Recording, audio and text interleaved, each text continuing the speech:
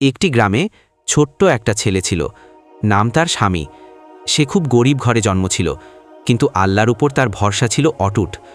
প্রতিদিন সকালে সে নামাজ পড়ে আল্লাহর কাছে দোয়া করত, হে আল্লাহ, আমার জন্য হালাল রিজিক দাও। একদিন স্বামী মাঠে কাজ করার সময় একটা ছোট্ট রুটি পেল। সে ভীষণ ক্ষুধার্ত ছিল, তবুও মনে হলো এটা হয়তো কারো হারানো, আমি খাবো না। সে রুটিটা মসজিদের ইমামের কাছে দিয়ে বলল, হুজুর, যদি কারো রুটি হারিয়ে থাকে তার হাতে পৌঁছে দিন। কিছুক্ষণ পর এক ধনী লোক এসে বলল, আমার ছেলে ক্ষুধার্ত ছিল, রুটি হারিয়ে কাঁদছিল, কে দিয়েছে? ইমাম সাহেব স্বামীর দিকে ইশারা করলেন।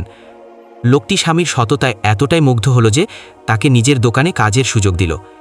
কয়েক বছরের মধ্যেই স্বামী সৎভাবে কাজ করে সফল ব্যবসায়ী হয়ে গেল। এই গল্প থেকে আমরা যে শিক্ষা পেলাম, স্বামী ক্ষুধার্ত হয়েও হারানো জিনিস খায়নি, কারণ সে আল্লাহকে ভয় করত। আল্লাহ তার সততার বদলে তাকে সম্মান আর রিজিক দুটোই দিয়েছেন।